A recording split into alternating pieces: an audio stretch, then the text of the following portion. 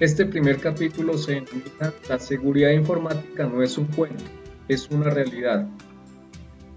Este título tiene que ver con la poca importancia que continuamente le damos a la aplicación de protocolos de seguridad informática, ya que cuando estamos usando o estamos accediendo a los sistemas de información publicados por Internet e incluso a los volúmenes de datos e información que manejamos a nivel de redes locales o de intranets en nuestros entornos laborales, omitimos dar fiel cumplimiento a esas normas, a esos estándares que dictan los protocolos de seguridad informática. El objetivo de este capítulo es que entendamos cuán es importante darle aplicación a esos protocolos de seguridad informática a partir de dos momentos. El primero, en nuestro entorno laboral, ya que diariamente estamos manejando volúmenes de datos que para el caso de nosotros hace referencia a información de procesos judiciales, información que de ser accedida inescrupulosamente estaría dando una clara violación al derecho del debido proceso de las partes que intervienen en un proceso. Igualmente, en nuestros entornos domésticos diariamente accedemos a nuestras cuentas de correo electrónico, nuestras cuentas de redes sociales y omitimos dar una adecuada configuración y aplicación de los protocolos de seguridad y estamos publicando cualquier tipo de información sin llegar a pensar, sin tener la prevención que quizá esa información y esos datos que estamos publicando puedan ser accedidos por inescrupulosos que puedan tener intenciones o realizar actos ilegales con esos datos que estamos publicando. Es por eso que debemos empezar a tener la cultura, a crear la conciencia en la cual la seguridad informática no es un cuento, es una realidad.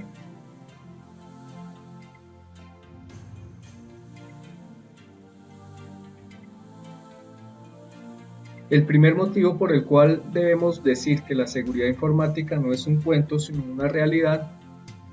es precisamente porque cuando estamos sentados frente a nuestros computadores, a nuestras laptops,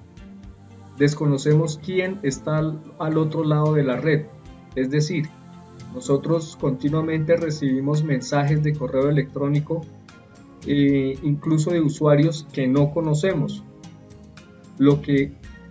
fácilmente nos permitiría inferir que también vamos a desconocer las intenciones que tenga ese usuario al enviarnos esos mensajes por correo electrónico. Igualmente a nivel de redes sociales, nunca tenemos la precaución de hacer un filtrado de quiénes son los contactos que tenemos en nuestro grupo de amigos. Esto viene generando un problema ya que estamos recibiendo información y accediendo a información sin llegar a pensar quién es el receptor de esos datos, de esa información que estamos transmitiendo,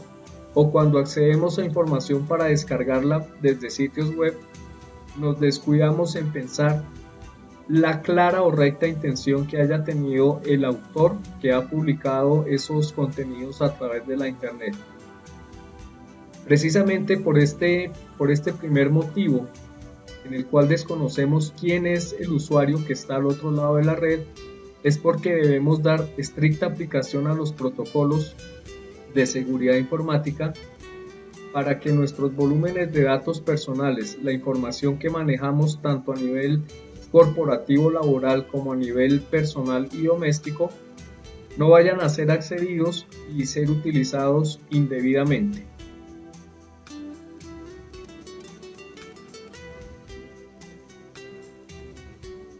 La segunda razón por la cual decimos que la seguridad informática no es un cuento sino es una realidad es porque cuando accedemos a sistemas de información y tengamos en cuenta que el sistema de información más grande que existe es la Internet, no sabemos nosotros como usuarios finales y con conocimientos básicos en el manejo de medios informáticos, no sabemos identificar los programas y cuándo los archivos que descargamos puedan llegar a ser nocivos o perjudiciales para la información, para las redes o para los sistemas a los cuales nosotros estamos accediendo y que se constituyen como una herramienta de trabajo en nuestro entorno laboral. Debido a nuestro escaso conocimiento en materia de seguridad informática, se hace necesario la implementación de herramientas como los antivirus, como los firewalls, que nos permitan poder identificar la calidad de programas y de archivos que descargamos de los sistemas de información, archivos y programas que transmitimos a través de las redes locales, las intranets, las redes inalámbricas. Como veíamos en el motivo anterior, la mayoría de las veces desconocemos la identidad del usuario que nos está enviando esa clase de archivos. Al desconocer la identidad real de ese usuario, obviamente vamos a desconocer cuáles son sus verdaderas intenciones y qué calidad tienen los programas, aplicaciones y archivos que nos está transmitiendo. Es muy común ver a nivel de utilización de correo electrónico que continuamente recibimos cadenas en donde se nos adjuntan archivos de presentación de diapositivas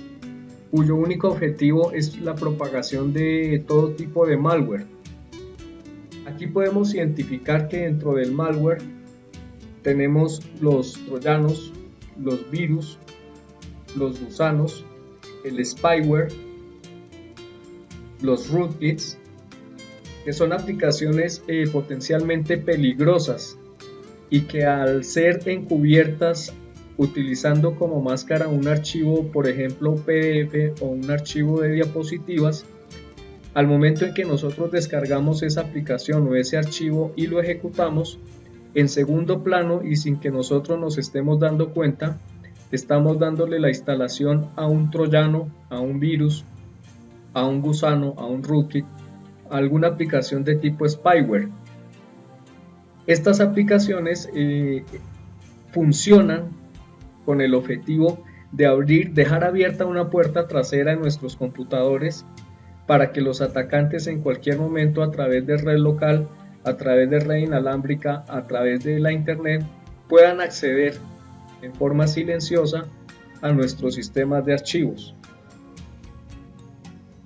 Igualmente, otras aplicaciones como los worms son programas que se han diseñado, se han desarrollado con el único ánimo de hacer destrucción de archivos que se contienen en nuestros dispositivos de almacenamiento, o en el peor de los casos, que con la ejecución de esos worms o gusanos se llegue a conseguir la avería física, la avería, el daño completo, el daño total de las máquinas que estamos utilizando.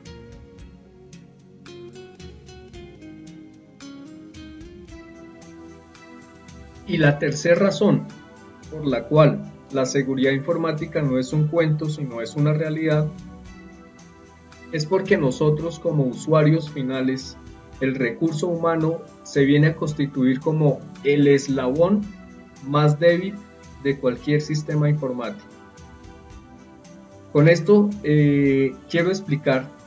que en materia de seguridad informática, en materia de sistemas de información, en el 90% de los casos, el error para que ocurra un ataque, un incidente o un delito informático tiene que ver con que es el mismo usuario quien ha brindado información sin tener en cuenta ningún tipo de precaución, o que no da aplicación a los protocolos de seguridad informática. Incluso muchas veces somos víctimas de una herramienta que en las últimas 2 décadas ha cobrado gran auge, como lo es la ingeniería social. Se entiende por ingeniería social la manipulación inteligente de la tendencia natural de la gente a confiar. Esa sería la concepción técnica en materia de ingeniería social. Y para que mejor entendamos ese concepto, ingeniería social es cuando una persona a partir de una serie de preguntas y de conversaciones amenas, conversaciones amigables, empieza a obtener información personal de cada uno de nosotros. Información como la dirección del domicilio, el cargo en el cual labora, el tiempo que lleva laborando en ese cargo, el nombre de sus familiares cercanos, sus gustos, sus tendencias, y a partir de esos datos que se recopilan a través de la metodología de ingeniería social, los atacantes van construyendo un mapa de datos de la víctima que a futuro puede llegar a atacar. Comúnmente los usuarios, cuando crean una cuenta de correo electrónico o una cuenta, un perfil en una red social, asocian en su nombre de usuario su año de nacimiento o la fecha de su nacimiento o su número de cédula. Igualmente, cuando el sistema les pide que creen una contraseña, van a utilizar el nombre del hijo, la fecha de nacimiento del hijo, la fecha de cumpleaños, el número de cédula, que son datos que previamente el atacante y a través de mecanismos persuasivos ya nos ha extraído a partir de la metodología de la ingeniería social. Y son datos que van a ser utilizados para que ese atacante posteriormente pueda llegar a deducir que este usuario víctima, cuyos conocimientos en informática y en sistemas no van más allá del manejo de herramientas ofimáticas y herramientas de acceso virtual y tecnológico, va a considerar que esa víctima ha creado unas contraseñas demasiado débiles, de tal forma que el atacante, a partir de la información que recopiló con la ingeniería social, va a empezar a probar esas contraseñas utilizando, por ejemplo, el número de documento de la víctima, su fecha de nacimiento o el nombre de sus hijos o el nombre de su equipo de fútbol favorito. Entonces aquí tenemos ese segundo motivo por el cual se nos constituye a todos nosotros como el eslabón más débil de cualquier sistema informático. Tenemos la tendencia, primero, a divulgar información personal a cualquier persona que a partir de la persuasión se ha ganado la confianza de nosotros. Segundo, técnicamente el segundo error que cometemos como usuarios finales de los sistemas de información es que creamos unas contraseñas y unos nombres de usuario demasiado débiles. Cuando creamos un nombre de usuario y una contraseña muy débil, le estamos haciendo la mitad del trabajo al atacante. Un usuario que haga la creación de una contraseña débil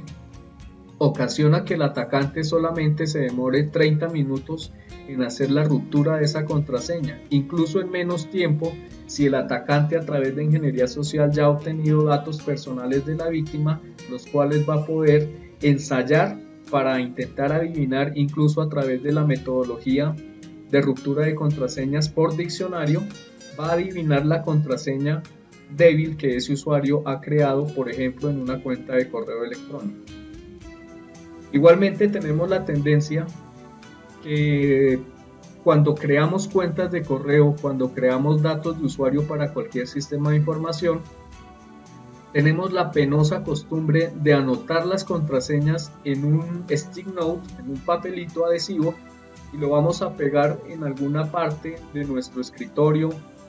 o de la oficina en donde estamos trabajando. El atacante puede llegar, hace un barrido visual del entorno en el cual se desempeña la víctima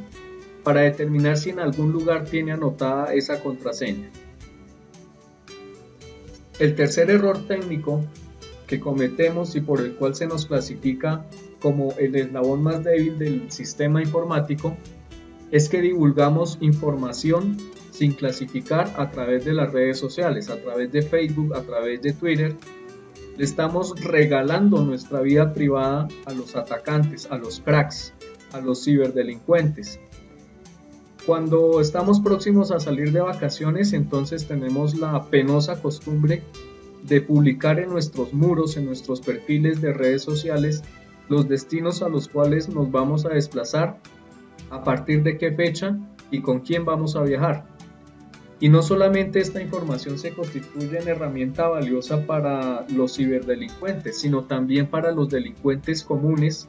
ya que ellos cuando empiezan a planear el asalto, el hurto a residencias, ya no tienen necesidad de pararse al frente de la casa de la víctima para esperar en qué momento salen de viaje. Simplemente basta con averiguar el nombre del dueño de la casa objetivo, buscarlo a través de redes sociales y empezar a husmear en su muro, en su perfil, para ver si ya publicó el lugar, el nombre del lugar al cual van a ir de vacaciones, la fecha en la que van a salir y con qué más con quiénes más van a salir a ese plan de vacaciones. De esa forma, las redes sociales se están convirtiendo en una herramienta de primer nivel de los delincuentes comunes. Y todo porque nosotros les estamos haciendo la mitad del trabajo, les estamos regalando nuestra vida personal, nuestra información privada, nuestros datos personales, para que ellos las conviertan en herramientas de ataque, ya sea en un delito informático o en un delito convencional.